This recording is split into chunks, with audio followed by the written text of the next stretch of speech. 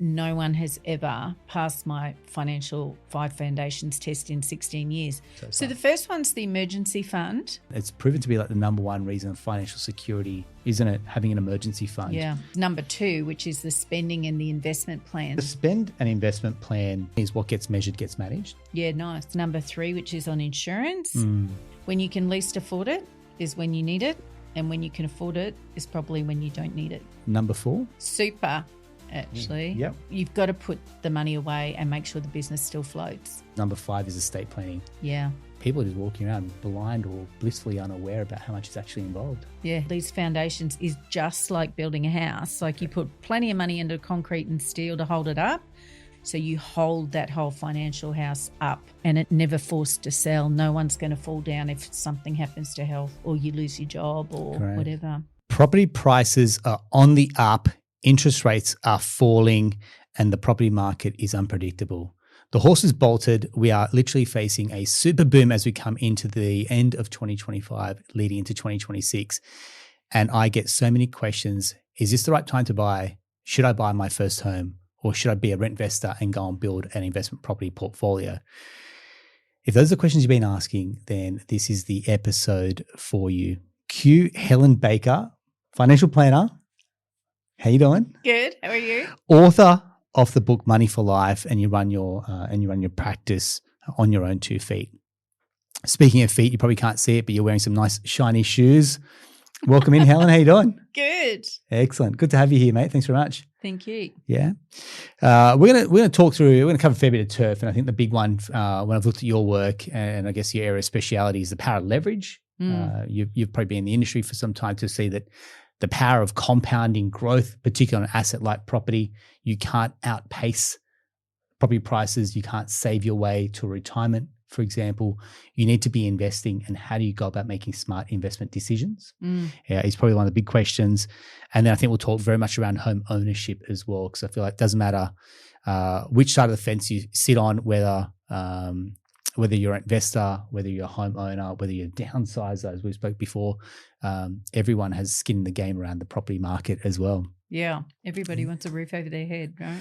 It's the great Australian dream, but I think as we see it, it's the dream's evolving, and no longer is it the freestanding home, for example, or that maybe slipping away, that's out of reach for some Australians. But what then comes into it is, could it be a townhouse? Can it be a move to a regional area, for example? And I feel like don't give up the dream of the home if that's what you've got. It just may look very different to maybe how it was for your parents, or maybe how it was for earlier generations, or even to some of your colleagues or peers as well. Because one of the big things we also will discuss is the playing field is not level, because the bank of mum and dad, I feel, is the biggest X factor there is in the property market today. Definitely. Why don't we start there? Because there's a great article we'll just discuss about the AFR, and I'll bring that up in a second. But the bank of mum and dad, I mean, my research has shown it's somewhere between the 5th to the 7th biggest bank in Australia. And we have some of the biggest banks in the world in terms of how profitable they are. Yes. What have you seen when it comes to what parents do for their children? Yeah, so it's one of the most common questions that we get from clients is like, can I help my kids get started? Or that's a part of my goal is I want to help my kids get started. And it actually doesn't matter how old the mum or dad is, it's grandparents as well. But even young ones are saying, they want to buy a property for their children to live in when they're older. So everybody is aware that there is a lot of pressure on being able to get into the market. So it does make a difference if you've got a big handout from them, but it doesn't necessarily mean you can't get there without that. Yeah, spot on. I've seen so many people that I bought without actually having the bank of mum and dad open for business. What do people need to know about? Let's say it's a parent listening. What do they need to be aware of? Or what are some of the implications that you're seeing that can make this a very successful bit of support? And on the flip side, what makes it a bit of a nightmare or a minefield? Yeah. I think the biggest issue that I talk to clients about is when you gift money to your children and then they are in a relationship and that relationship goes south, that money has fallen through to what we call their asset pool. So the risk is that what you gave them can go out like L-shaped if they split up down the track. So you want to make sure there's some caveats around how you're gifting this money or loaning this money is another way of doing it. You also need to look at how much is your neck on the line if you're doing guarantors and things like that, because if it's not paid, is somebody coming back to you? And then it starts to get a little more complicated if there's siblings, because if you gifted to one but the other one isn't buying at this point in time, Correct. you know, what do you do? Do you buy it with them? That's another thing that people are asking at the moment is like, what if I buy with my kids? And there's some complexity around all of that. Absolutely. And, yeah. Let's touch on that, because there's one that I come up, and I'm never one to go that's a firm no, for example. I don't think it's a great idea. I'll explore every option. You're probably very similar as well. Why would you not recommend someone to co-purchase with their children? It's probably, it depends for all of them about which way you would do it. But I think buying with your kids, it comes back to who's putting in what are the responsibilities down the track? What happens if something needs to be renovated? Now, what's the value of this property if we go to sell it? Is it worth more because you invested your money, but then I've paid for all the renovations? So it starts to get really murky, and you want to plan and document what these agreements are going forward before they happen, because they get very emotional. Because we're talking family and money. Yeah. Big risk. Big risk. Big risk. I have seen it done well. Yeah. And when you touched on guarantor loans is, I mean, they've been around for quite some time. It's a tried and tested product. I think we've seen a lot of it clean up, like the financial abuse of elders. A lot of that came out probably Royal Commission, for example. And off the back of that, we probably had, I don't know, there would have been 10 or 11 banks doing guarantor loans. It's probably now down to about maybe 5, 6 that do it actually well. And again, guarantor loans probably have this reputation that it's very risky, but when done well, there's very little risk. You're literally lending bricks to go on, for your kids to go and use bricks to buy their home or build their home in that sense. But somehow it seems to get this rap that it's like we're gonna be on, our neck's gonna be on the chopping block if our kids can't pay. Now, I might have covered this in previous episodes, but to get to the point that a bank is going after a parent's property, that means the kids have, obviously they've not made repayments, or they've stopped repayments due to a few issues, job, health, relationship breakdown. But the bank will then come to the party going, okay, we'll put a repayment pause. We can, like they did with COVID, we'll just keep accruing interest, for example, but you might have, red X's on your credit report because you do have missed repayments now. But no bank actually wants to go after a parent's property. They'd rather go after the kid's property, because that's the bulk of the security, right? That's the security. So yeah, have you seen instances where it hasn't gone to plan? I haven't actually seen anywhere it's broken down, no, fortunately. I think, again, there's a big commitment by both parties to ensure that this works. Yeah. But I think where people get caught just in general, whether they're buying on their own and not guarantor, I talk about 5 foundations that no one has ever passed my financial 5 foundations test in 16 years. And the 2 usual culprits where it breaks down is number 3, which is on insurance. So a lot of people haven't got enough income protection, don't even know that if they have income protection. Correct. Or trauma cover or life insurance for when things happen with partners. And then the 5th one, which is the estate planning around what happens when life changes in that area and covering those bases. So for me, that's the lighter part of the problem, is where are you going to source the money from? The more complex part, I think, that we want to make people aware of is all the bit that sits underneath. And ironically, I say to people, these foundations is just like building a house. Like you put plenty of money into concrete and steel to hold it up.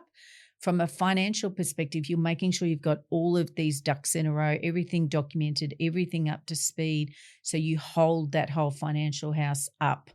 And it's never forced to sell. No one's going to fall down if something happens to health or you lose your job or whatever. Yeah. I'm glad you said those 2 parts. So the first one was insurances. Right. And we'll get to your 5 in a second, so don't forget. But number 3 is insurances. Number 5 is estate planning. Yeah. Now, anyone listening may have recalled Bernadette and I spoke about this. My wife and I jumped on and we spoke about this. And we've done both of those, and I cannot believe how much time it took. Right. So insurances, that took a lot of time, particularly as we run the business together. So there's key person insurance in there. You're right. We've taken a whole lot of new debt on. then it's a certain age now for me. I'm over 40, for example. Then there's blood tests to be done. So there's a nurse showing up at my house. Yeah. Blood test, urine test, you name it. Yeah. What else do we have? So that was the insurance side and going through. Yeah, and then I think one of the providers had an exclusion on, so I had to move as well. And then the coverage was a certain threshold. Yep. So yeah, we kind of got to this. I think when you've unlocked a new level in a personal situation, you then go, oh, okay, this is I didn't think about this, and it's a whole raft of, that's obviously why you on the planning industry exists, is to make sure people are adequately covered. We'd be notoriously underinsured. I dare say people would have better insurance for their motor vehicles than they would for themselves. Yeah, absolutely. Because it rolls around every year and you're mandated. You actually have to have your car insurance, right? Yeah. Versus personal insurances, there's no mandate around that. So I dare say there's people walking around with a lot of debt that are not covered for it, and they think they're covered through their super. Yes. And then the super part becomes complicated now, because if you have small supers, the ATO will roll them over to themselves, which means you lose your insurance. There's also opt-in. It's more complicated now. There's super funds out there, consolidate with no thing saying, hey, watch out first, make sure you got your right insurances before you roll over, because once it's rolled over, it's gone. There you go. So it's all the bits we don't know that cause the problems down the track, where everybody looks back and goes, oh, I didn't know that. If I'd have known that, I would have done something to protect it. Yeah. What about when someone sets up a self-managed super fund? What happens to the insurances? Like you said, when they roll over, they'll lose the benefits. Right. So they roll out of their industry fund, roll into a self-managed super fund. Yep. What happens to all those protections that they would have had in their previous super? Yeah, generally they're gone. So they just disappear, because the self-managed super fund becomes its own entity. You can take out insurances that are paid by the self-managed super fund, and you can make that happen. But the ones that existed before, generally when you've rolled over from any fund to any other fund, they're generally gone. Great. So you think about the rate of new SMSFs that are being set up, and I forget the statistic, but it is a high number of new SMSF settings set up. Before you needed financial planning advice and the SOA to set it up, you don't anymore. So there'd be a whole lot of people walking around with these new SMSFs set up. I'd even dare say probably got a number of our own clients that no one asked the question. No. Because when we go to do the loans for the SMSF, no one's asking the question around have they got insurances to cover themselves, or is there money provisioned for in a balance for ongoing insurances? That's one. And the accountant might set it up, or there's an SMSF provider, and they're certainly not in the driver's seat to be given these type of information or advice as well. No. So the left hand and right hand are not working together, and that's where you find the wheels fall off when something changes. So it's really important that everybody gets the knowledge, knows what they do need to know, and puts those things in place. And even if they can't put some of these things in place because they have some medical history or something like that, and then you know that if something happens, okay, these are the parameters. We need to build more of our emergency fund or our backup plan in case X, Y, or Z happens, because we know we can't get full insurance or so on. So I think it's just being proactive. Okay. So someone listening goes, right, Helen, give me a checklist of insurances I need to make sure that I'm covered for, particularly super. What does that look like? Yeah, so inside your super, you'll have life insurance, total and permanent disablement, and income protection. Great. But generally, income protection certainly in a lot of industry funds only go for 2 years. And if you think about your working life, you were saying you just turned 40. So let's say you're going to work till 67 as the age pension age. Most people don't want to work that long, but let's just say you are. So, it's 27 years, and so it's millions of dollars that is sitting there waiting to be earned. That's the difference between having property or not having property to sustain you and provide for your long-term future if you don't have these things in place. And then the other one is trauma, but you cannot get that through super. That's a cash flow one. Yeah. And then there's all the other ones if you've got a business, like what you're saying. Correct. So professional indemnity, buying, sell, cross collateralizing the insurances, everything. Great.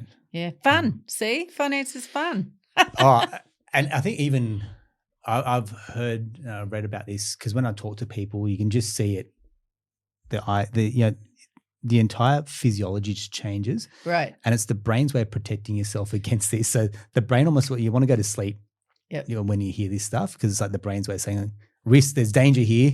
Go and lie down. And that's exactly what would happen when we'd had these first conversations. This is way too much. My head's spinning. Yeah. And I felt like I needed a nap. So if I have a huge amount of empathy for people who are sitting here feeling like deer in headlights when you're hearing this. Yep. But the message here is do not dig your head in the sand. Correct. You've got to actually put your hand up for help. Delegate it to a professional. Exactly. You don't know what you don't know. And the amount of clients that I have that are really, we're talking about high income earners. We'll come to this in a second. The amount of high income earners I know that have got like real insurance. I was like, what is this? Well, they're going for the cheapest insurance policy. Yeah. When I'm buying insurance, I do not want the cheapest policy. Yeah. I'm just going to put on the table. I'm like, cheap is cheap for a reason. Now everyone's trying to penny pinch a few dollars, especially in like this climate. So I'm not being tone deaf around that. But it's probably one of these things you don't want to cut corners on. Right. And the reality is for most people, like life insurance is generally at its highest when you are buying a property and you have children, for example. Over time, you're likely to need less. So these things can be reviewed and can be dialed down to manage the costs going forward. But there's a great saying that we say in the insurance world, which is when you can least afford it is when you need it. And when you can afford it is probably when you don't need it. Fair enough. I like it. Thanks very much. And so number 5 was estate planning. Yeah, that's the complicated world. I think it's the best bit of fun, but it's when you're buying property and certainly if other people are involved, these are the parts where, money coming down from above, from parents or grandparents, there's some special trusts that can drop down to you in, which helps manage tax and tries to keep it in the bloodline if you have a relationship breakdown or goes bankrupt. And then the same for you with your kids and grandkids. How you want it to go down is really important. But then, making sure, again, nominations in super align with how the estate planning is being set up. So it's always about left hand and right hand working together. Great. I was even surprised going through the estate planning process was like power of attorney process. So if I'm in an accident and I don't have my mental cognition to make decisions, who makes those decisions for me? Yep. And if they can't make those decisions, then who's next, for example? Yeah. And it cascades down. If I'm in a vegetable state, what happens at that point, for example? And you can feel like this is why people just do not go there, because sitting in that lawyer's office, I think we did it for about 3 hours.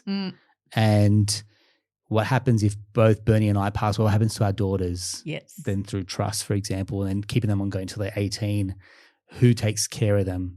If they can't take care of our daughters, then who can after that?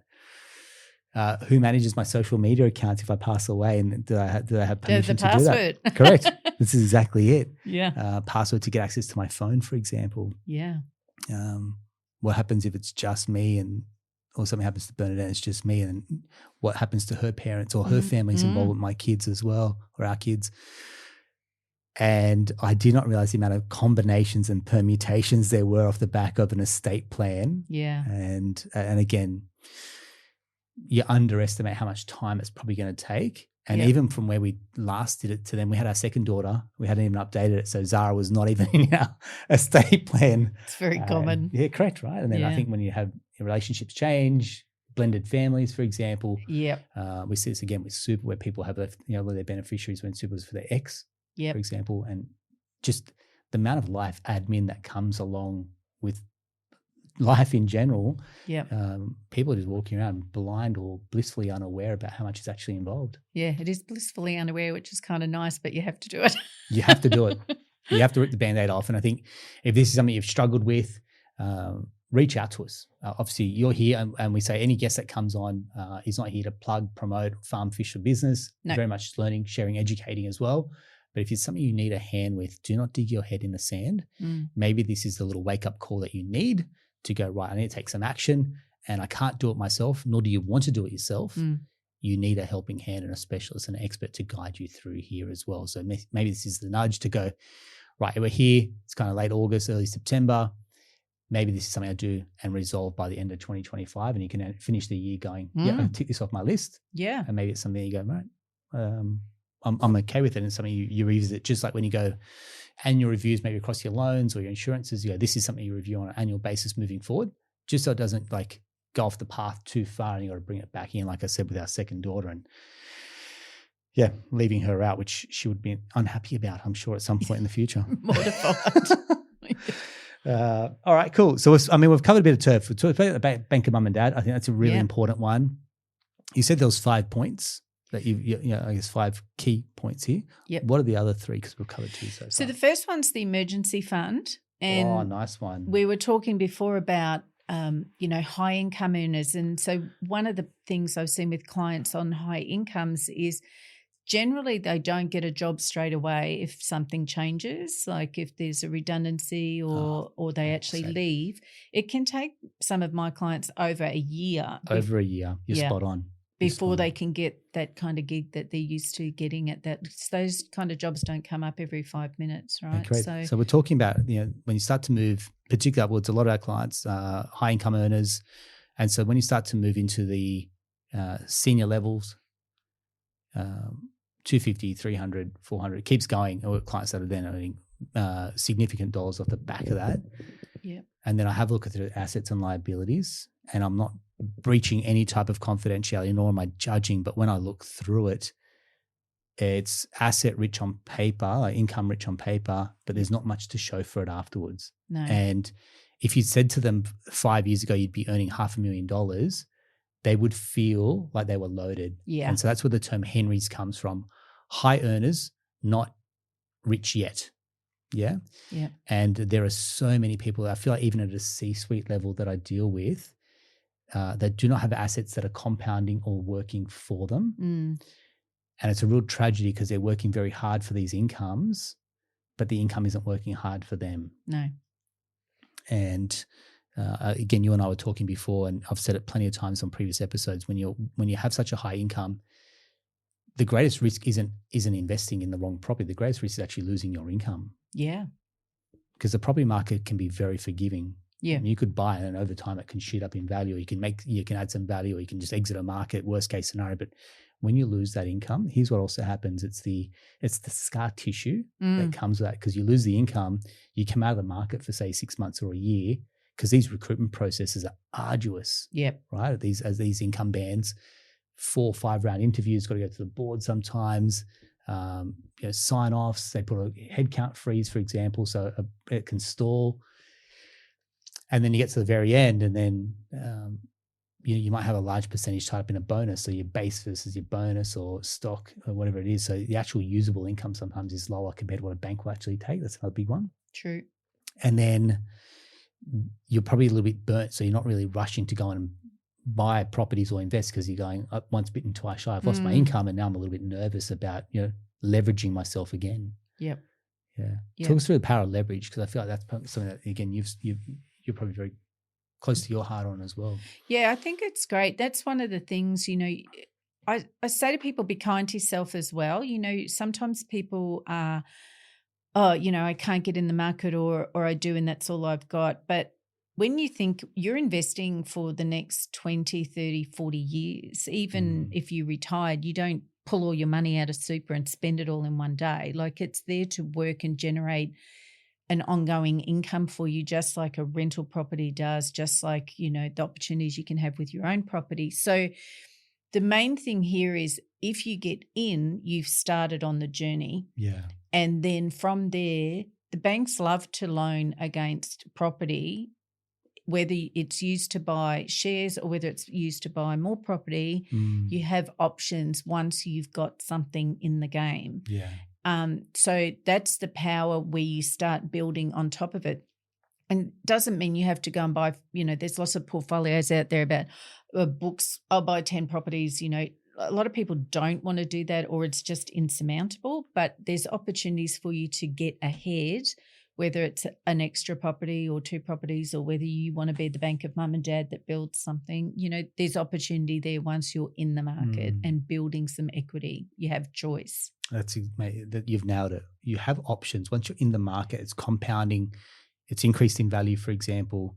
At that point, you speak to people, they won't even remember what the interest rate was when they first bought. They won't even remember how stressful it was. Right. They're looking at the outcome going, geez, I'm bloody glad I made that decision a decade ago to get in and look at the Brisbane market, particularly where you're from.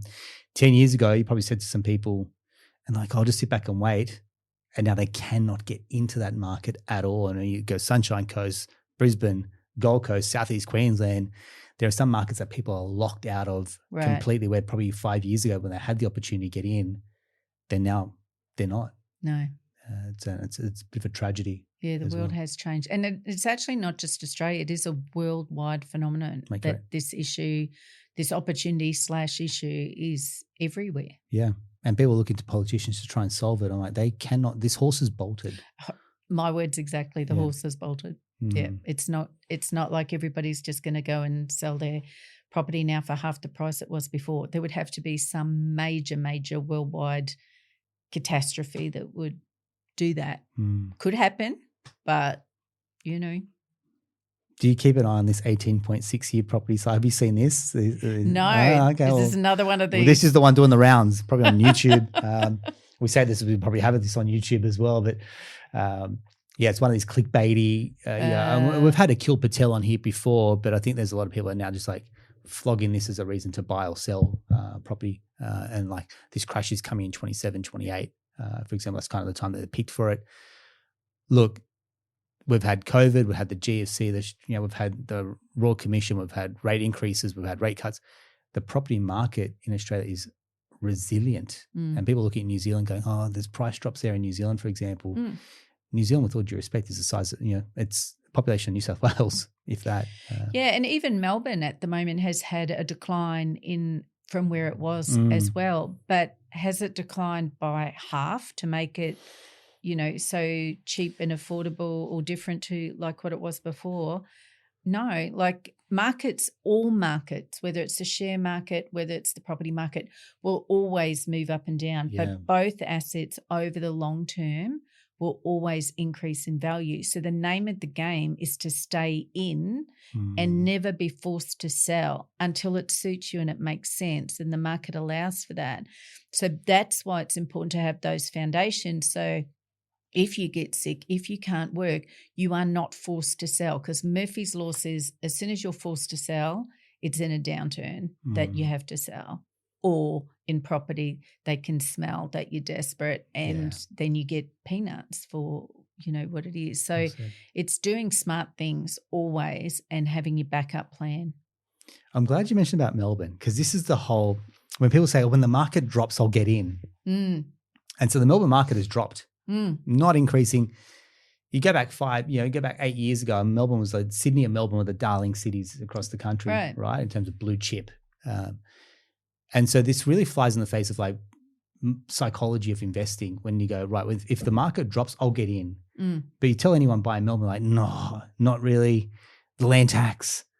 And like, if you put this in front of you, and he said the market has dropped and, zig when others zag or be greedy when others are fearful. Right. Everyone's happy to quote Warren Buffett, but to actually act like and invest like a Buffett, for example, you just find that people start running the other way. And I find it, and having been in the industry now for a decade, I've seen my own cycles within that time to go, oh, there is a real pattern here as well. Yeah. There was a downtime. There was a down market in Sydney as well. And even then, the drop, I think the mark was 12%, I think. And we're sitting here going, no one's actually rushing to go and buy properties. And it was like, demand was a little bit suppressed, people a little bit hesitant, for example. And only in hindsight, people go, oh, that was truly the bottom of the market and I should have got in then. And it's interesting. We talk to clients about what we call a fear, greed and regret cycle. Oh, I love it. And it happens in everything. It happens in careers, relationships, property market, share market. It starts booming and everybody's happy, feeling euphoric because it's rising. Then when it falls, the fear steps in and then it gets worse and worse and everybody thinks it's going to totally implode. And then it gets down here and then it starts to go again. But when you're saying to people, here's the opportunity to invest, they're so afraid, either fear that it's going to keep on falling or greed. They want to wait till it goes lower before they buy. Yeah. And so it's just the complete reverse of, the way that the emotions rule. One of the bigger problems, I think, is when property market tends to fall it's often correlated with there's some changes in the dynamics around unemployment or in interest rates. And that's one of the ones that might deter people because they're not feeling safe that their job's going to be there. Yeah. So that's always harder for a single person. If you're a couple, you maybe got a bit of a backup solution around that, and hopefully you've got your emergency funds and so on. But yeah, you got to consider all these things in play. But yeah, it's by nature people will, when it starts going like that, instead of going in, they are running scared. Isn't it? Yeah. It's yeah. I've seen that plenty of times, and it's so you look back at it, it's so true. And people, and that regret. You watch the Melbourne market will turn. People that got in and people were laughing at them to buy at that time in the Melbourne market. We'll take one example. I'm not saying go and rush and buy Melbourne, but do your due diligence. But then when the prices start to pick up, people are like, I should have bought then, and then they'll live with, to your point, live with that regret, and then it just puts them into a deeper hole around investing as well. And I think that's the difference. I've talked about this in one of my other books about, if you're an investor or a speculator, because if you're trying to make money quickly like that, then you're not really an investor. An investor is hanging on to these assets in order to produce an income for you going forward. So whether it's your super, whether it's shares, whether it's property that's providing the income stream, because that's technically what we're looking for. We all need an income stream so we don't work. That's whether it's you want to do that at 40, 50 or 67 at 70. That's what we're looking for. So we're building these things to provide the income stream. So we're hanging on to these things. So it actually, if you happen to overpay slightly over the long term, it's probably not that big a deal because you will have an increase over time. It's when you're trying to flip, and a lot of that has changed because the capital gains tax has bitten into that. I mean, there was years ago that was a common thing. Get in, do a quick reno, put some IKEA stuff in it, flip it, away we go. I don't think that makes as much sense now with stamp duty and everything. Stamp duty, holding costs, and the cost to flip, so to do work on a property probably rose a fair amount of margin as well. I think we said stamp duty, your ongoing, and then your tax on the way out, for example. So people going, and that means they're probably managing a lot of themselves, around the flip to try and be economical. And then that's taking them out of their day job, or it's taking them out of an opportunity cost to invest in a market where they've got to do zero. Correct. And let the market do the heavy lifting as well. So for some people, Airbnb is their poison. Awesome. They go all in on that strategy. Some clients, we've got incredible flippers. Like they've got the eye for it. They've got the network. They've got the experience. And so for them, they can go into an opportunity, see an ugly duckling and go, right, I've got a blueprint around turning this around. I already know the agents and already go straight to market once we get this property spruced up. But for others, it can be a very expensive way to earn some bucks when if they just sat back and invested in a high growth asset in an emerging market across the country, they would have the same result, probably half the stress. Yep. Yeah, nice. Agree. All right, people going, hang on, we spoke about 5 things. The first one, so we've got an emergency fund. Damien and I spoke about this in one of our previous episodes, and it's proven to be like the number one reason of financial security, isn't it? Having an emergency fund. Yeah. I mean, Barefoot Investor would call it, what does he call it? I think he had an extinguisher account. Something. We call it a sleep at night factor. Yeah, I use that too. It's a good one. Emergency fund, whatever you want to call it, whatever you label it. And so again, different rules of thumb. Yep. Some people it's 1 month, some people it's 3, some people it's 6. Yep. Really depends on, I guess, what are the expenses. But then we said most people don't even know what it takes to turn the lights on each month as well. Yeah. Yeah, that's probably true, which is number 2, which is the spending and the investment plan. So I tend not to use the word budget because budget feels a bit like handcuffs and I can't do anything. It's like a diet, when really what we want to do is go, this is the lifestyle that I would like to live. How much does that equate to? And then have I still got plenty left over to invest? And does that all make sense? And can I get to where I need to be over the course of my lifetime doing that? Or do I need to start to squeeze this a little bit and modify something and take some sacrifice for the bigger picture of achieving whatever these things are over here? So I call it a spending and an investment plan, and it includes travel because everybody needs a holiday every year. Yeah, well said. Whatever it looks like. Whatever it looks like, you'll put tools down. And sometimes that's the best the best moments of clarity is when you go away on a holiday, you step out of the environment that you're in and you go, right, I think I've got a bit of clarity about what I need to do. It's almost like the noise and the level comes down a bit and you can actually get some freedom to think. Yeah, absolutely. Because our work is so all-consuming with like the hamster on the wheel going in the brain. So when you stop, turn those emails off and have a rest. Mate, correct. I mean, the spend and investment plan, there's a few things that would come off the back of that. One is what gets measured gets managed. Yeah, nice. So for me to be like not even knowing my break-even point in my business, and people are like, how could you run a business that way when you don't know your COGS, for example, you don't know your expenses, what's your profit point? You would like imagine running a business like that. You wouldn't last very long. No. So if you're on your household like a business, you've got to know what's coming in, what's going out, and managing that. Yeah. The other way to look at it is it's like trying to eat, or trying to be healthy, but you're not measuring your calories, or you're just eating very badly and hoping that you get fit and healthy. That wouldn't make, I don't need to labor this point. So you just like mic drop there. And correct, right? I can tell her and I can still kind of fit into these jeans. That doesn't happen. So you can't out-train a bad diet. You can't invest when you're spending more than you're earning. Yeah. I love it. Thank you very much. So emergency fund, spend versus investing plan, the insurances, which we've covered, number 4. Super, actually. Yep. So, we all have it, particularly if we're working. Business owners often don't pay themselves, but that's a danger. Thank you. Yeah. I feel like I'm on this bloody soapbox sometimes about not only they're not earning enough, right?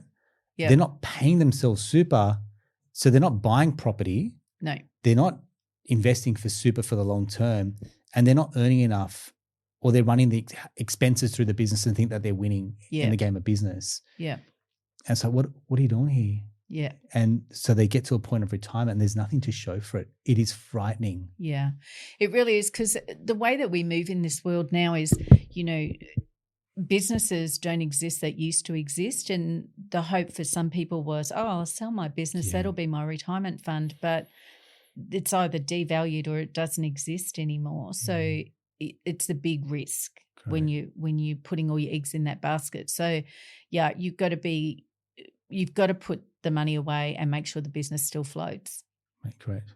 Yeah, this notion of your revenue, you pay your taxes and then you pay yourself first, versus it's revenue, pay your taxes, pay all the bills, and then you kind of work off the rest. It's contrary thinking. I think the best book for this is Profit First. I'm not sure if you read. No, I haven't read that one. That's good. Yeah, it's paying yourself first, and business owners are working extremely hard, probably doing the most amount of hours. And if you worked out your hourly rate, and I've done this with my team, for example, doesn't matter if you're salaried or you're self-employed, you do your hourly rate and you actually be real about the number of hours you're working per week versus what your income is. It'll scare you around your hourly rate sometimes as well. So the only way to move the needle is either you earn more, you work less hours, and you get really smart about the hours that you actually have. And then you go, right, where do I then move these funds to invest in, because I can't keep working. And I've spoken about sweat equity versus property equity. So you're working incredibly hard, doesn't matter, salaried, self-employed, it's sweat equity, whereas you put that money into property and the equity is just doing its magic. There's people that literally, and we spoke about this again beforehand, I have clients that are on $150,000 that with their portfolio compounding are worth more than people that are earning $600,000-$700,000. On a rented lifestyle. It's crazy. It's crazy. Because it's about the now. And for some people, they're just living it up. And what I find with a lot of what happens with people like that, and then they get the biggest salary, they get even a bonus or something like that, but they just keep on lifting their lifestyle towards that. And so I remember years ago when we used to speak at women in mining, and I used to say, they get paid a premium to go out to the mines, and they do sacrifice a lot away to, can't often play in football teams, or you're away from your family in order to do that. But if you lived according to what the average salary was and banked the rest for the duration that you're doing this 2 to 3 years that you're committing to go and do this, then you've got a significant amount to make a big difference to your investment opportunities. But often what happens is we lifestyle creep basically and just keep on going. And then for some people, they get trapped that they never can change their job because they can't afford not to. They've become so used to that. So it's very difficult. And it is hard once you've done lifestyle creep to go back the other way. But these are the choices. What's important now, at some point the money will turn off. So, you know, what does that look like in retirement if you haven't built all these things that you need to build to maintain it? And to your point, if you do smart things with that, it is working for you and you can continue a really nice lifestyle down the track. Absolutely. Yeah. At no point I was saying compromise your lifestyle or go, that's it. The whole FIRE movement where you try to, reuse tea bags, that's absolutely not, there's no livability or enjoyment in that. No. The holidays don't have to be to Europe. No, business class. Right? They don't have to be because it hasn't existed until there's a photo on socials. Yep. It doesn't have to be a European car. Right? There's some type of, I don't know, there has to be a bit of an ability to call this out. And I've said this so many times on our podcast. There's a reason why I don't finance vehicles in our business. One of the few brokerages that leave asset finance on the table gladly. I will not finance motor vehicles. What a waste of money. And not only does it take away and become a depreciating liability, it takes you away from being able to invest in income producing assets. Yeah. And if it hits a nerve, I hope that does, because I can only speak to how many people are tuning in here, but the data is, and I worked at CBA, so we knew cross-sell, the second that you bought a new home, there was a 60% likelihood that you would go and buy a brand new car within 3 to 6 months of settling in your new home. Right. So you talk about lifestyle creep. Yeah. That's not a creep, that's a lifestyle uppercut. Isn't it? Yeah. Makes a big difference. Yeah, big time. Thank you very much. So we've gone through the 5. So I just want to recap. You got your emergency fund, you got your spending versus investing plan, you got your insurances, super, and estate planning. Yeah. A lot of housekeeping there. Yeah. Yeah. But the good thing is once you've kind of set that up, you can tweak things all the time. It's not big chunks all the time. Like you were saying, 3 hours with an estate planner. You wouldn't probably do that again until your kids are 18, Correct. Yeah, until we get the next round of property acquisitions or the next big windfall in cash or whatever it's going to be like. There'd be a major event that will then trigger us to then go and update it. Yeah. So it's not something that you're regularly checking in on. It's annual or biannual reviews. Yeah, check it out every annual review. Is it okay? Do I need to tweak anything? Yeah. Yeah. Thanks very much. Coming back to home ownership, and you probably again deal with this with parents, or now that you mentioned about the kids and the bank of mum and dad. Is home ownership out of reach for a lot of Australians, do you feel? I don't think it is, but I think we have to consider what our expectations are. So as an example, my first house was I don't even know if you could do it these days, but it had no bricks around the outside, and my brother it was a bricklayer, so he would come and do that when he was rained off under the cover. It had the blue paper on the outside. There was nothing on the floor. It was just the basics to get in and then as money was saved, then you did something else. You added the carpet or you added the tiles or you did things. So, in the market, it was tough back then as well. Interest rates were 17, 18%. And then we went through the recession we had to have. I'm showing my age now. But, these are the things that we faced. And I think that's where, you learn these things about the foundations is like, how do you still stay afloat through these certain things? And I think it's hard now for a lot of people to have a nice, really nice fancy house as their first house. But really all we're trying to do is get in and get going. We can use our leverage and do some different things and build towards the next one and start to look at what you can do. So I still think you can get in, but I think we maybe have to compromise from what our expectations were, or we make some sacrifices to achieve what we really want and make some changes. So sacrifices could be, I'm going to choose to rent, say close to Sydney or Brisbane, in your example, but I'm going to invest across the country. And it means that you're kissing away first-time buyer benefits, which really doesn't suit anyone. Their income capped or their price capped, and that doesn't really suit a lot of first home buyers, to be honest. So you go, right, I'm going to go on the path of becoming a rent investor. And you've really got to make peace with the fact that you're going to be renting. I'd say if you really want it to work, you've almost got to rent for nearly a decade. Yep. If you want to build out a portfolio that you could choose to then sell. Yep. Supercharge your deposit to then buy into the area that you want. Yep. Or you then go, right, we're going to lug around this giant mortgage, for example, and that means you're handcuffed to your job. And it's, Damien and I speak about it, it's a bit like your house poor, like you're probably servicing a good chunk of your net income towards your mortgage, and then household running expenses that come with that as well, but you're not renting. Yeah. But it means that you might be locked out of buying an investment property for some time as well. Yeah. Because your borrowing capacity might be capped. So these are the decisions when you talk about, hey, look, it might be different for you. I feel like as long as you can understand these are your options that are available to you, and someone needs to clearly explain your options to you, and then you start to go through your pros and cons, you then start to make peace. And the two outcomes that I always shoot for is confidence and clarity. Yeah. Yep. Confidence. Yep. This can be done. Clarity is these are the options that are available to me, and here's how I need to move forward as well. And I feel like there's a lot of people that just feel stuck, and that's when you see the amount of every other week there's a survey coming around how many Australians are disenfranchised, that they'll never be able to achieve buy a home.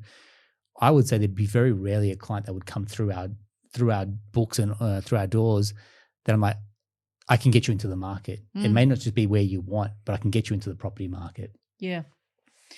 I think as well, life changes depending on how old people are when they're listening. Like I know when I lived in London, it's very difficult to get in the London market. But most people who were there were, young, free and single at that time, or a couple. But their intention when they had children was always to move out of London and to go and live back in, where they came from, in one of the smaller towns, which is obviously much cheaper than London prices.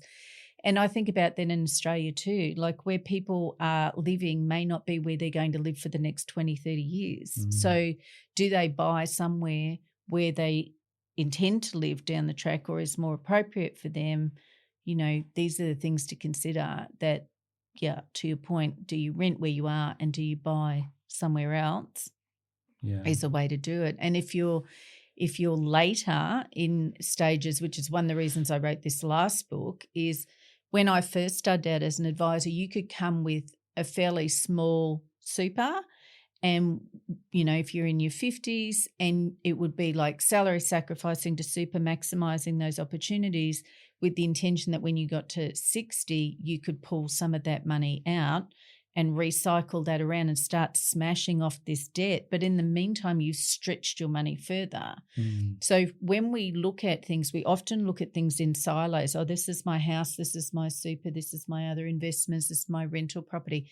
When you piece those all together and you understand how you move bits around in order to stretch the overall wealth, might mean that this actually increases for a little while longer in order to boost this or get a bigger tax saving. And then it all pieces together in the long run. So it's about that real planning stage and being able to see that on paper. So I talk to people about, what we run some projections that says, if you do that, what does that look like? If you do that, what does that look like? And get some clarity. I love it. Thanks very much. We'll come to your book in a second. Because I think it was some really good ground that you cover in there as well. The psychology, you speak about females investing. Or female psyche around money versus a male psyche around money versus a couple. And I'd say this is probably one of the most polarizing parts when it comes to investing in property. It's not almost where are we going to buy or what type of property we're going to buy. It's almost how do we get alignment as a couple around investing together. And like a lot of couples, opposites attract. Yes.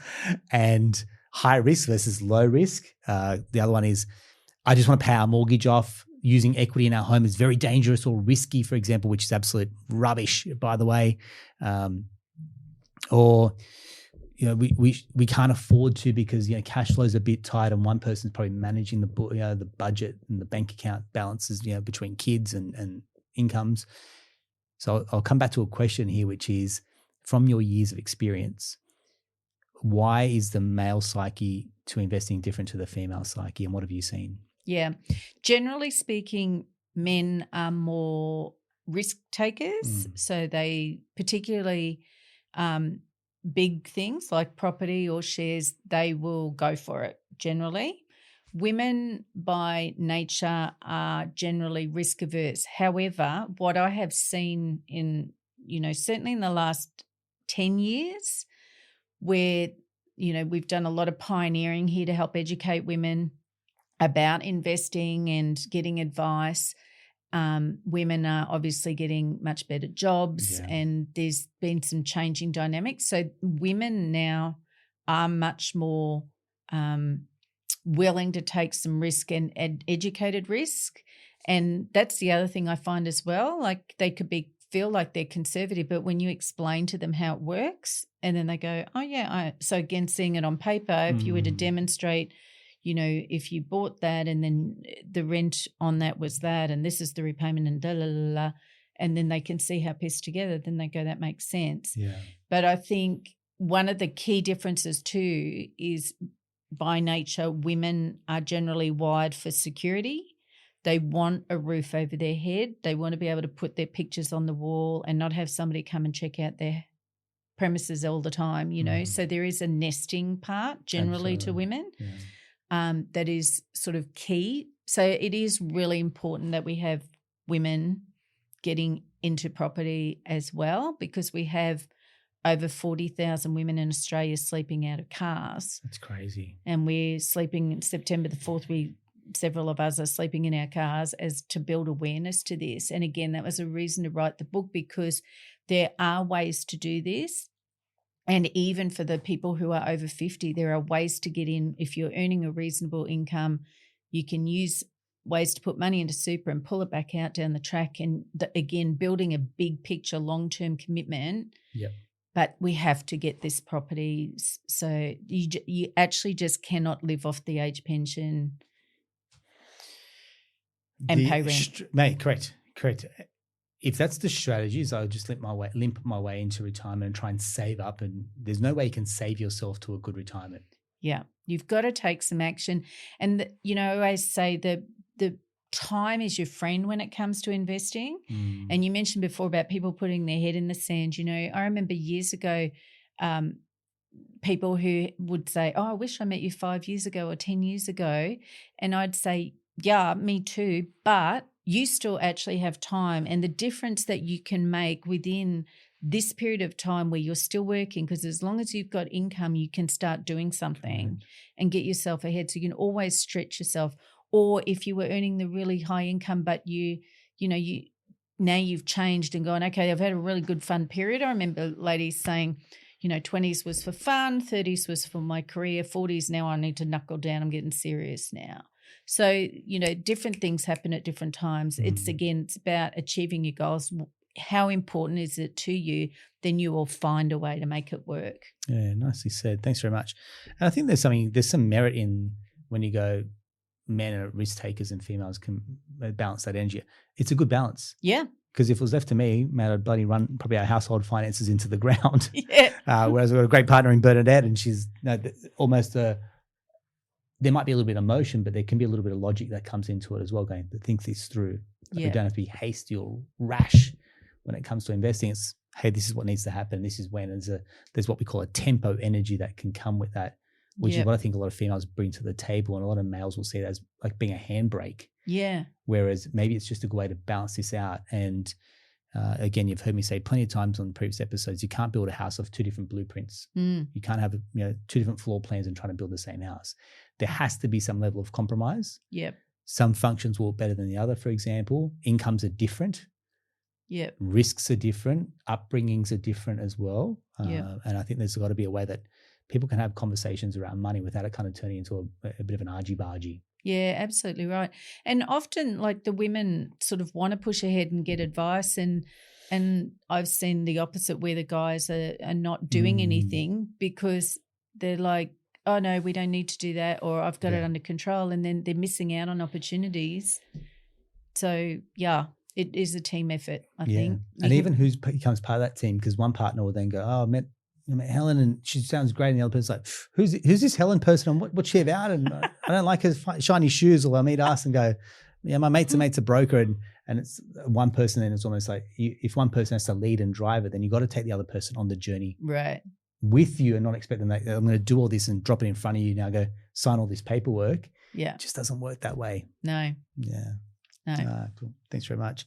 Let's touch on your book, for example. I mean, you said you've written a few books now. I had a look online and you've been busy. Yeah, a little bit too busy. No more. Not doing any more. So, yeah, this one was really because, you know, the goalposts have moved, and where a lot of people were able to get financial advice before, there are less of us out there now post the Royal Commission. Take us through, do you know the stats around how it's much? About half. That's crazy, isn't it? Yeah, so I think it was about 27,500. Now I think it's about 14,000. And yet more and more need, because we have more and more wealth spinning around. Do you know what I mean? There's like these things that we're talking about, banks of mum and dads retiring. People have supers now. They didn't used to have all of those way back. It was very small. So there is a need, very much more need for advice. So what I was trying to do was go, okay, if I put in here things that I hear clients asking regularly into a book, then at least people can get some knowledge and absorb that information and make some good decisions if they cannot get in front of an advisor. But I always talk about avoiding a mistake, and then taking action is key. So helping people with that kind of thing is good. Excellent. Yeah. So Money for Life is the name of your book. Take us through what would people get off the back of spending some time reading your book? Yeah, I think it's certainly we touch on the 5 foundations, but briefly, but it talks about, you know, do I buy, if I'm buying with somebody, so we're talking about home ownership out of reach, you know, do I buy with my brother? Do I buy with my friend? And I have success stories about how that has worked and where it's been appropriate. But how do you protect yourselves in those environments, and understanding, do you buy it as joint tenants or tenants in common? And then again, how do we do the foundations around that? So looking at those things, talks about downsizing, whether you should or shouldn't, when should you, what are the reasons why you would. Talk about having your team with your mortgage broker, all the people that you need who can give you advice and come together. We talk about the bank of mum and dad is another one. Rent vesting is another one. Like lots of ways to just try and think about how can I get in the market? What are my options? What are the hurdles I need to jump through? What are the things I don't know? So it's the feedback from a lot of people is that, oh, I didn't realize that. Even professionals who have said, oh, yeah, I didn't know that. That was good. So, you know, hopefully it pays for itself, and I'm not buying a Porsche with it. It's only goes to charity. So, you know. I've written a book. I don't think I don't think you're buying very many cars sometimes with how much you make off a book. Correct. That's for sure. Yeah, it's backwards actually. Unless you're selling millions and millions and then good luck. But this is the point. I think the book is a really good vehicle to get into people, and it's one of these topics that you need to read, absorb, because if we could keep telling, and so many conversations you probably have with people, and you've got to say it again and again, not because they're silly or they can't understand it. It's just there's so much new concepts coming at someone. It's too much to actually take in a one-on-one chat. For example, I think the book is a wonderful format. Some people love the tangible, like the tactile element of reading. Some people love the auditory experience of the podcast or something like this, where you can actually breathe a bit of life into your book, becomes fantastic. Some people love to consume a video, for example. And this is again where it's like the multi-format of like, hey, here's a book, but here's so many ways you can kind of get, absorb some of the content or the messages that you're putting out, I think is a really good way to leverage and share it. So Helen, I'll say thank you very much for coming in. Thank you. I really appreciate it. It's been good. Yeah. And I feel like if you picked up what Helen's putting down and you really want to kind of get in touch, like I said, we'll include Helen's details. Not that she's here to angle for any type of business, but here's the thing. If you need it done, then you need to find the right team around you. And I'd say, multi-award winning, multi-author, like there's a sense of credibility and trust that comes with that. People in your industry don't tend to be around for a long time if they're not doing the right thing. But how many other days we're getting like our industry updates? It's like financial advisor, caught on fraud, financial advisor this. And it's like the industry, there's money in money and people are drawn to this. I mean, there's recently one day some finance brokers caught up with like fraudulent documents to banks and financing supercars, and they've got repossessed. And the recent super fund, First Guardian, First Guardian. So there needs to be a high level of trust to be built up, and if you don't trust your team, then you're only going to get the results off the back of the standard that you have or the expectations you have around your team as well. So I implore you, if you want to level up, then you've got to level up your team as well. And I'll leave that there with you. As always, when we get a great author coming in, we ask, can we get a couple of copies of your book? Sure. That's a firm yes. So if you've loved this episode and you do want a copy of Helen's book, Money for Life, drop us a DM with your address, and then we'll organize to get a copy sent out. We usually kind of have somewhere between 5 or 10 copies to give away. So it's pretty much first in, best dressed. Thanks for tuning in. I hope you've loved the episode. Hey, if it's great for a partner and you want to chat about this and share it, pass it on to your partner. It gives you maybe something to have a chat about over your next date night as well. That's a wrap for an episode of the Australian Property Investment Podcast. Thanks very much.